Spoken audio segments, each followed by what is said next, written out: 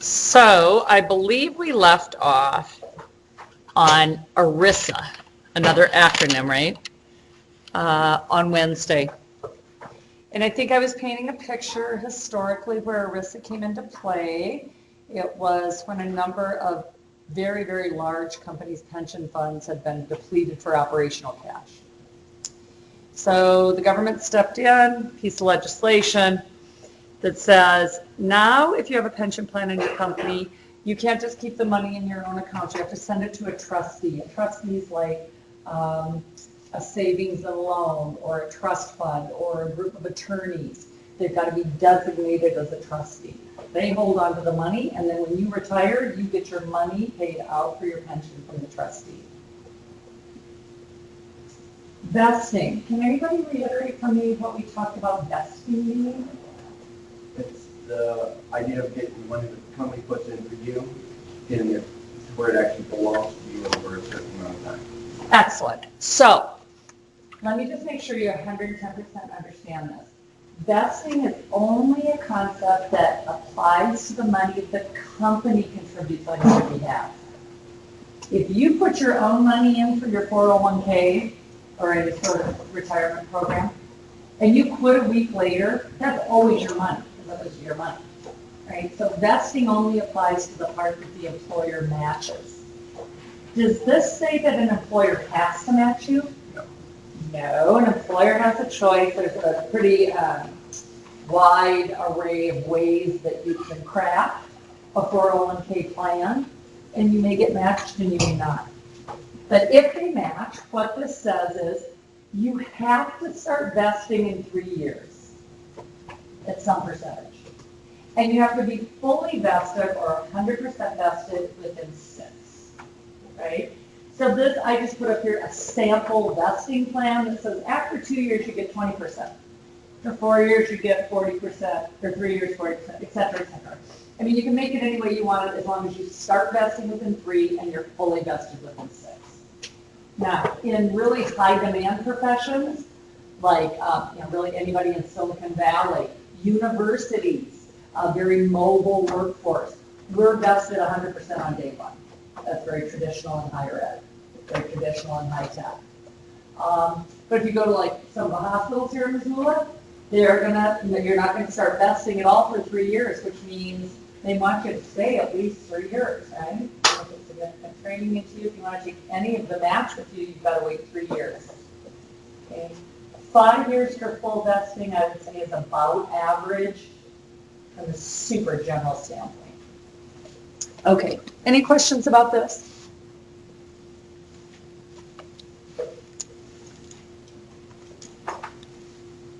Okay, other things about ERISA. This is another acronym up top, although I didn't write it, the PBGC, Pension Benefit Guarantee Corp. That's a part of ERISA, and it's like the government insuring a pension plan. In other words, say I work for WorldCom or Tyson or something, one of the companies who's had some problems with their pension funds. And even despite everything, there's been some improprieties with the pension fund. Now I'm getting ready to retire. They're like, sorry, we're belly up. I can turn to the PBGC and say, I still need my check every month. And the federal government will provide it. Stringent record keeping. This is important, this last thing down here. If you're processing payroll and your company has a pension plan, you have to file Form 5500 annually. Shows everybody that you've contributed for, social security numbers, all that good stuff. Okay, ACA, also called what? Obamacare. 2 pieces of legislation. First one was signed into law in 2010. It's hard to imagine that it's already been with us for 7 years. The first piece of it wasn't controversial. That was the piece that everybody sort of could collectively wrap their heads around. You couldn't be denied for pre-existing conditions. Kids could stay on their parents' insurance until they were 26 rather than 24.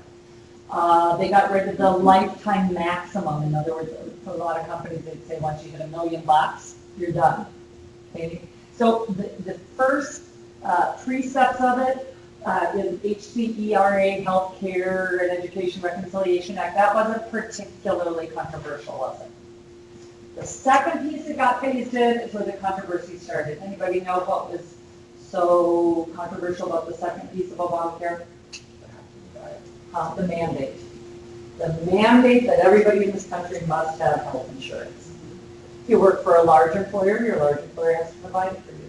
If you work for a small employer, the government's going to help them provide it for you, or you go to the exchange. If you're low income, you go into Medicaid. Right? So there's all sorts of different components to it. And if you don't buy insurance, what happens? Or if you don't have insurance, what happens? You're going to pay a penalty on your tax return, aren't you? That's the controversy. Unless you make under a certain amount of year. Unless you make under a certain amount of year, in which case the government's going to help you with something called an advanced premium. But then say like halfway through the year, I go from my crappy $9 an hour job to my first professional job, and now I'm making 35 grand a year. Then I'm going to have to pay that premium back, and that's going to come through on my tax return too. Believe me, I'm a CPA and I've got a tax practice, and explaining this to clients, not fun.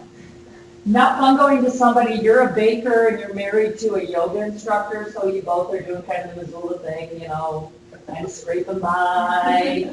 And then you get a job, you finish nursing school and you get a nursing job. But you only work it for a couple months. Nobody's really cashed enough checks to feel like your lifestyle's changed significantly. You're used to getting a couple of grand back on your taxes. I do your tax return and like you owe $1,000. Okay, so there's a lot of pieces of it that are tricky to explain, and it's all done through your tax return. Oh, and by the way, you need to pay me another $150 because your tax return took twice as long as it did, right? So there's pieces to it that are very controversial. The upside, in my mind, to it is that we have 12 million people that are insured that were never insured in this country. My tax practice is primarily the bakers and the yoga instructors and the, hippie kids that are, doing whatever Pete Samard on the north side. They've never had insurance in their lives. Their kids maybe are on chips, but they've never had insurance in their lives. It's the first time they've got insurance. So, there's two sides to everything. So second piece of it, Patient Protection Affordable Care Act. This is the part where the employers have to provide insurance if you're a large insurer, or a large employer, if you're a small employer, and there's pages and pages and pages and pages of definitions that go with each of these terms, but in general, small employer is less than 50. And then the government will offer a tax credit to these small employers to help them provide insurance. If you work for a small employer, they don't choose to subscribe to that, then you have to go to the exchange, right? Or purchase private insurance from whoever you choose. Okay? If you're a student, you're pretty much cool because you purchase through Blue Cross Blue Shield to the university, right? 6 credits or more, I believe. Is it mandatory to choose? No, but it's optional and it's cheap. Cheap in the sense of cheaper than it would be if you had probably anything else. Okay.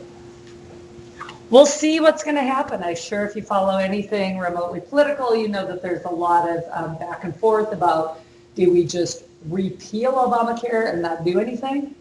Do we repeal it and replace it? That they, meaning Congress and all their infinite wisdom, tried to do that in, April? Series of debacles. Nothing happened.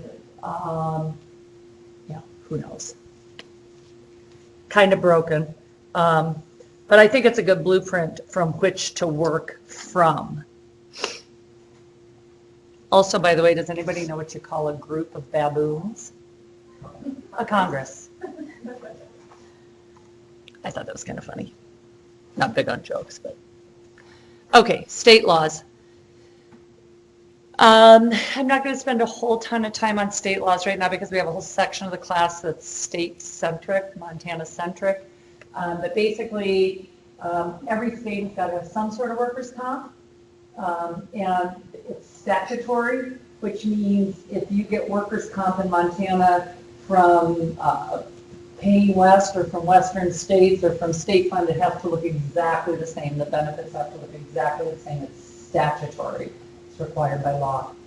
In Montana, we do not have state disability.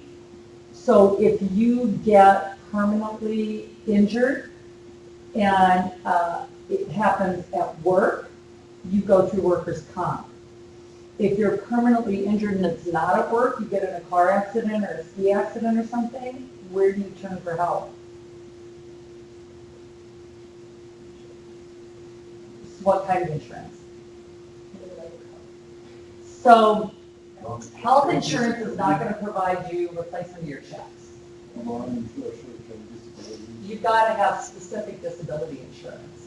And we'll do a little thing on this also if you're in personal finance, we'll talk about that. There's health insurance, covers your health. Disability insurance covers your income stream, right? Might not feel very important if you're making $9 an hour, 20 hours a week as a student.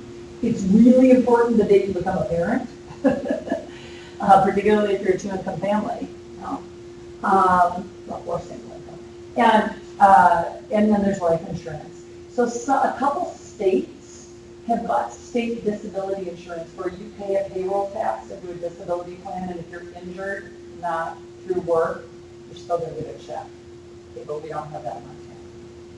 So honestly, unless you're declared to have a long-term permanent disability and you can collect OASDI, you're pretty screwed if you get hurt and you can't work for a long time. But you're not designated long-term permanently disabled, right? Or you have cancer care for 14 months, right? You can't work, not permanently disabled, who's going to pay your paychecks? Who's going to pay your bills? And that's what disability insurance is. And it's super cheap. I think we pay, my husband and I pay like $16 a month. And if you happen to include 70% of our paychecks. So disability insurance in Montana, you need to get privately. Yes. And would it be through your the health insurance provider? Or would it go No, the two big providers of disability insurance is Aflac, you know, the and Unum, U-N-U-M. Okay, those are the big providers. If you get hurt on the job, you go through workers' comp for everything. Human resource and payroll accounting systems.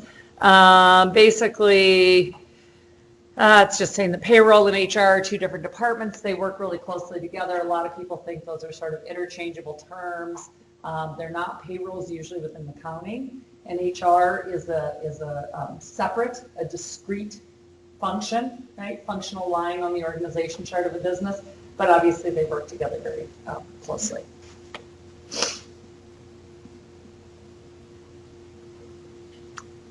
So in lots of bigger companies, you'll have an HR department. They do all the recruiting and the training and the compensating and the evaluating and the promoting and the firing and the terminating, all those sorts of things.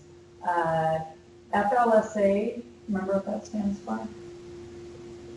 What is that?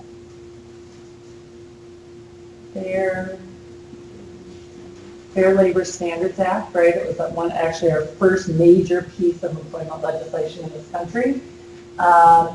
It requires, if you remember, really stringent record keeping. In other words, if the Department of Labor comes in and says, let me see your strategy or your protocols for keeping your payroll records, you better be able to provide adequate record keeping proof. And this is basically just saying that integrates with the HR system. This is actually something that's pretty critical of job descriptions. Like, how much time do you need to put into that? The answer is a lot. Because if I get hired for a job and all of a sudden I come on the job and they're like, oh, by the way, as part of the job, you have to lift 40 pounds. That's like, oh my gosh, I've had 2 disc surgeries. I can't lift 40 pounds. You know, they needed to have that in the job description, right? Under physical qualifications. So, or, I get hired to teach, and then I walk in the classroom and I'm like, oh, yeah, but I don't really do technology. It's like you gotta have that as part of the job description. So there's a whole skill set around writing clear, concise, comprehensive job descriptions, because that keeps you, it can help protect you against employment litigation, right? Where somebody comes and says I was discriminated against, or I wasn't adequately trained, or they didn't tell me I have to use these computers to teach, right? So you, that's a very big area. Okay, references. So it says, due to the amounts of litigation in this area, respondents should only verify facts and not offer subjective information. What does that mean? Verify, say, when an employee worked for you, like, you probably wouldn't want to disclose something like, oh, they, they left work early on one day to bring their kids to school. Right. Why not? I mean, if that really happened, why would you not tell me that? Well, they can say that you blew their chances for getting that job on something that they couldn't particularly verify. Okay, exactly. That's exactly what it is. So in the old days, reference inquiries were like kind of the good old boys club. You call somebody up, I'm looking to hire so-and-so, what do you think about him, what do you think about her? And you'd have a good gossip session. Oh, she got along with the coworkers, but, hygiene wasn't great, or very technically competent, but nobody liked her, or, da-da-da-da-da. The problem with that is, then she doesn't get hired, and then she somehow gets wind of this conversation, and that's really a liability issue, isn't it? Okay? Because how do you verify that I didn't get along with people? Right? Is that a quantitative matrix you can provide for me? Or you're sharing pieces of information about the person that is not, should not be publicly disclosed. Like, for example, I'm a parent. You can't ask me if I'm a parent. I mean, people want to know that, right? Because that paints a potential picture of, yes, I mean, that's what happens when you're a parent, right? But that's not publicly disclosed. So you got to be really careful about reference inquiries. So in a sense here, this really diminishes the credibility of reference inquiries. They've sort of gone the way of the dinosaur. I mean, I just got a call the other day from a gal that graduated in 2009, and she's like, can I use you as an employment reference? And I'm like, sure, tell me what you're doing or been doing so I can, speak to it. But, you got to be really careful. Every single semester we have our attorney from the university comes in and tells us, like, don't inappropriately touch students, don't inappropriately talk about students. And it's like, yeah, got it. You hear that twice a year. But we can't really offer references in the way we used to be able to offer references for students. Well, an employer calls, what do you think about so-and-so? I would be very, very careful. I can't talk about your grades. I can't talk about your interaction with other students, right? It really limits what you can say from a legal way. I feel like be able to disclose grades though, because that is something you can verify. You can disclose your grades. Right. I can't talk about your grades. I can't talk about your how often you're in class or missing class, your attendance. That's odd. Seems like you should be able to say that. And if I'm helping you on the computer, I'm not supposed to put my hand on your shoulder. You never will be a touching. For God's sake.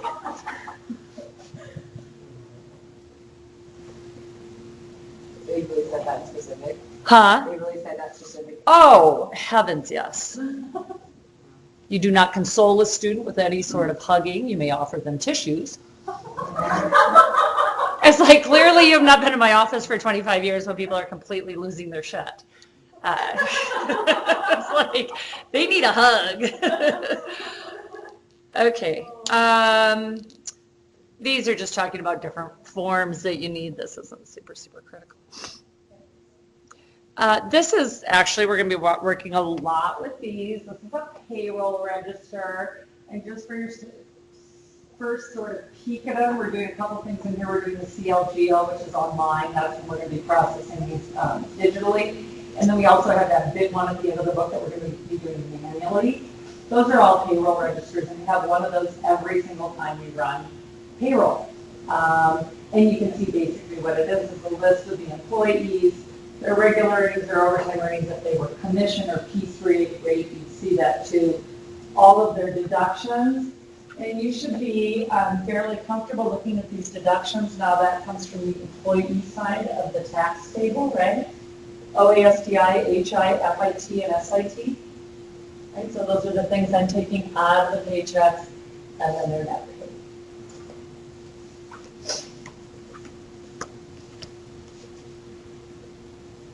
From a payroll register, there's also another, I guess in a computerized environment, it'd be called another field or another record. In the old days, we manually recopied these numbers, if you can imagine. But this is, so that the payroll register is by payroll. This is by employee. So this is just everything that's happened to, doesn't matter any, but you know, Susie Smith. It looks like every 7 days she's paid week ending 1/5, 1/12, 1/19. And this accumulates her earnings, her gross earnings, so that I can do things like cut a W-2 at the end of the year, do my quarterly payroll reports. So you should be conversant with the difference, or be able to say what is a payroll register, what is an employee earnings record, how are they different. Really, this you just transfer the payroll register information person by person by person to keep their accumulated numbers.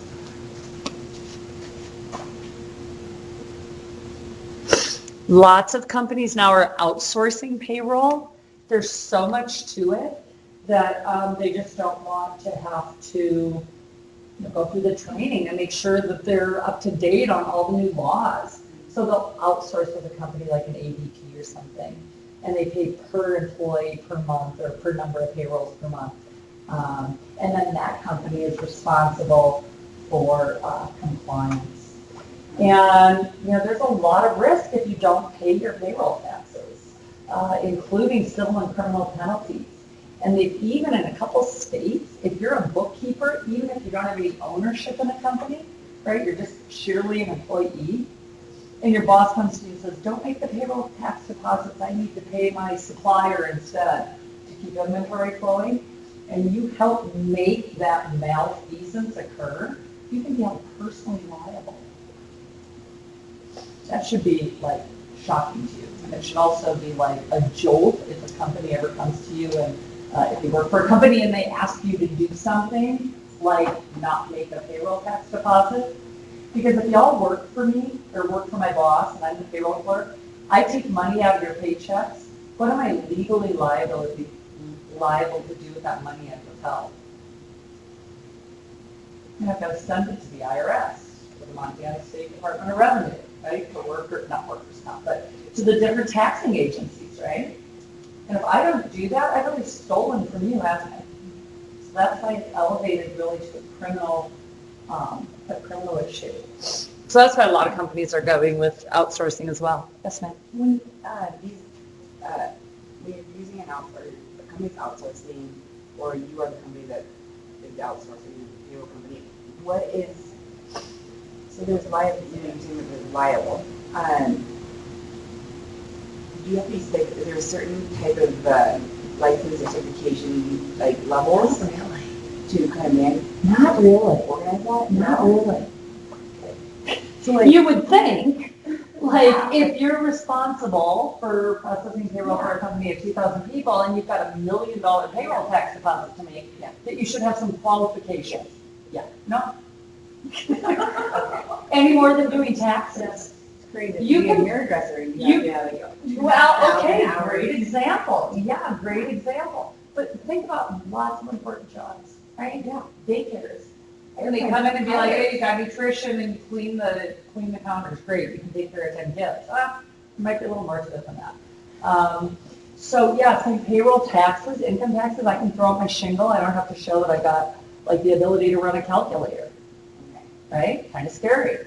Okay. Never been to H&R Block, you would know that. Why would you go through the process of being a CPA if it's not required? So CPAs don't process payroll. Okay. CPAs oversee staff who does day-to-day processing. They're more strategic members of a management team from a financial aspect. Okay.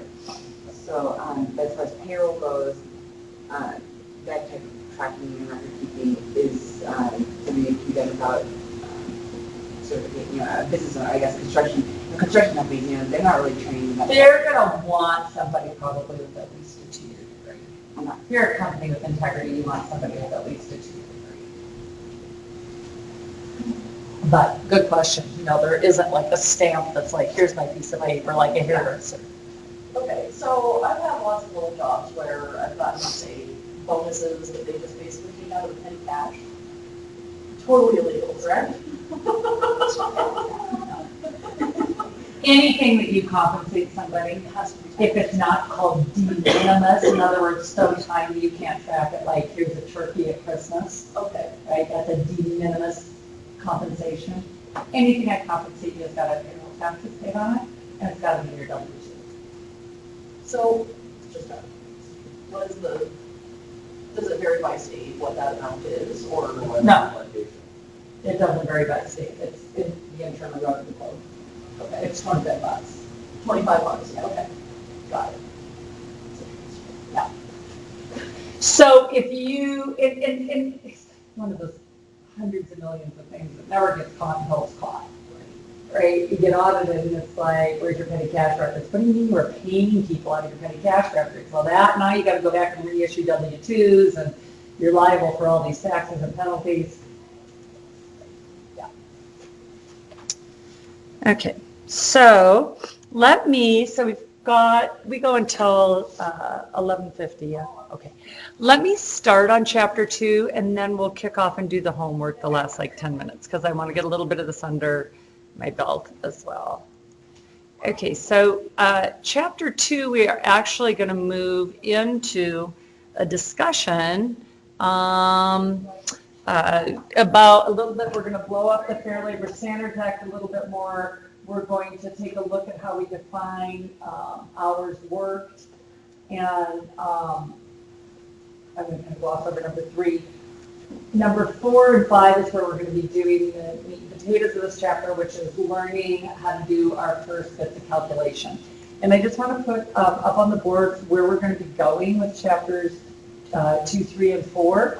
And it looks like, how can we spend 3 whole chapters covering this? It looks like a really simple formula, but it's actually not. So chapter 2, we're going to be learning how to calculate the top line of a paycheck, which is your gross pay. And I mean, is it as easy as I worked 20 hours and I make $10 an hour? Well, maybe. But there's lots and lots of different kinds of compensation plans. And then what are some of the things that we have to deduct? In other words, what were those taxes that we just looked at that comes out of the employee's paycheck? Unemployment actually doesn't come out of the employee's paycheck. That's an employer tax. OASBI? Yeah.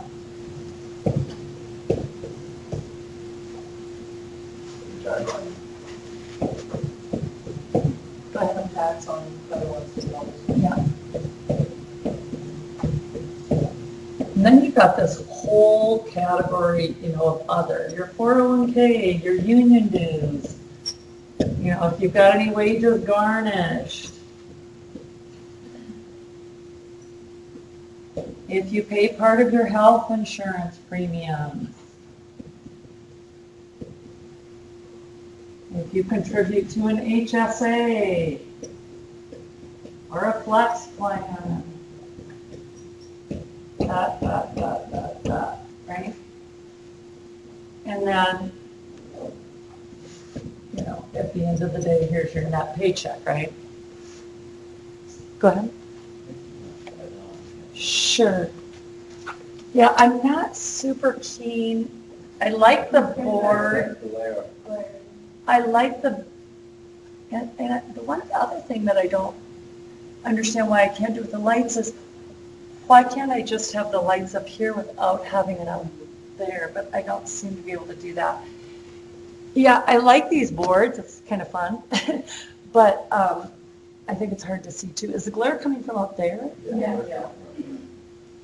Yeah, so maybe even just getting a shade for that window and shutting the door would be the solution. Okay, so really, this is what we're doing in chapter 2. uh,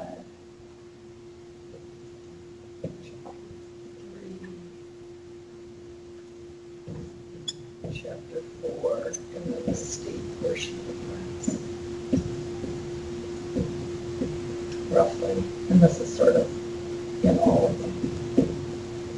So what we're going to be studying in Chapter 2 is just trying to get a handle on the different ways of calculating overtime. What if you work for a company, you've got a couple different rates of pay, right? What if you have fluctuating work weeks? What if you're salaried but exempt? What if you get paid piece rate, i.e. by a thing that you produce? What if you've got a commission structure? So all of a sudden gross pay isn't just, simple A times B equals C calculation. So we're going to be taking a look at that.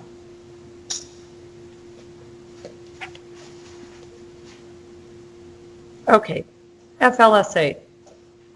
There's two kinds of coverage. There's enterprise coverage or individual coverage. Enterprise coverage, I'm going to turn the lights back off. Enterprise coverage is for any company that has interstate commerce, which means your products cross state lines. And honestly, in this day and age, that pertains to a lot of companies, most companies. And you've got 500,000 or more in annual gross sales. Lots of nonprofits are included under the FLSA. Obviously, many nonprofits don't sell a product or service across the state lines, but regardless of their volume, they're covered by the FLSA. Or if your company doesn't meet the enterprise coverage umbrella, you may be individually covered, which is if you work in something that's ancillary or supplemental to a company engaged in interstate commerce, like you drive a truck, or you make the boxes, or you do something in an industry that has to do with interstate commerce. So, but the point of that whole lengthy description, which is less than interesting, is the bottom, which is lots of little companies really are exempt from the FLSA. In other words, they don't have to comply with it. So what we're really saying is they don't have to pay minimum wage and overtime, right? Now, in an example of full employment like we have now, how many people are going to go to work for something less than minimum wage? But in times of extreme unemployment, there are situations where people go to work for less than minimum wage. So just be aware when we talk about the FLSA, yeah, it's a big umbrella, but it does not actually include all businesses. This is just defining the employer and employee. Really, the critical thing on this is down here, these bottom two bullets, and if you've got a common law relationship, it means the same for employer-employee as it does in being living together but not married. If you're both acting like you're an employer and an employee, then you're considered to both agree to that implicitly. You have a common law relationship. The bottom bullet's pretty important. If the IRS comes in and wants to test a relationship, an employment relationship, they're going to look at how much behavioral control do you have. Right? Can I tell you when to come to work? Can I tell you what to wear when you come to work? Can I tell you how to do your job? Can I tell you when to punch out for lunch? Can I tell you what tools or software or methodology you use to accomplish your task? Then I've got behavioral control over you. Right? Then you're my employee. That's different from an independent contractor. Hey, come paint my house. Am I going to tell you what time I need you to show up tomorrow morning? What to wear? I might tell you what kind of paint I might use, what quality paint. Or who to hire to come do it? Or how to manage your cleanup? No. You're an independent contractor. I don't have behavioral control over you. Why is it so important to ascertain whether somebody's your employer or your independent contractor?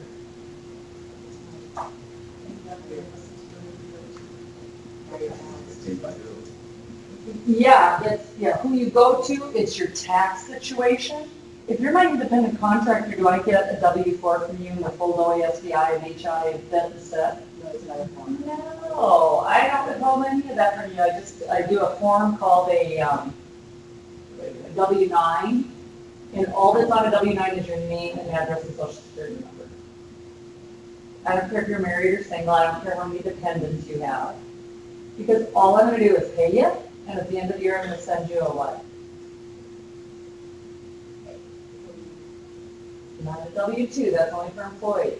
It's on your show. Anybody know? The 1099. I send you a 1099 that says, you did something for me as an independent contractor. Okay? You configured my software, you trained my staff, you painted my building, you mowed the lawn and all my rentals. Okay? You provided a service for me, but you're not an employee. I'm going to issue you a 1099 at the end of the year, and you're going to use that to do your taxes. You pay all your own taxes. I don't withhold anything for you. Okay? The way the IRS understands or helps guide us as to whether somebody's an independent or an employee is, did you have behavioral control over them, and did you have financial control over them? Independent contractors will invoice you. Employees will fill out timesheets. Independent contractors pay for their own tools, pay for their own helpers, pay for their own workers' comp and liability insurance. Employees, I do all that. That's the financial control piece. Okay? So with an employee, I give you a W-4 and issue you a W-2 at the end of the year. With an independent contractor, I have you complete a W-9, and then I issue you a 1099 at the end of the year. Yes, sir. It's probably open to hours, but how about volunteer work? When you're not getting actual monetary benefits, but say you did. Volunteer work, really, all I can tell you about that is that's great. I don't need you to fill out a W-4 or a W-9. I need you to fill out an I-9 to show that you're a citizen or an alien that's verifiable to work in this country. And I've got to cover you with workers' comp. I got to pay workers' comp on you so that if you're injured while you're, repping a volleyball game, you get smashed in the face or get a concussion or something, yeah, you're covered by workers' comp. Somebody asked the question. Okay, let's take a look at the homework. So we are on chapter 1. I think we just had some review questions and some discussion questions.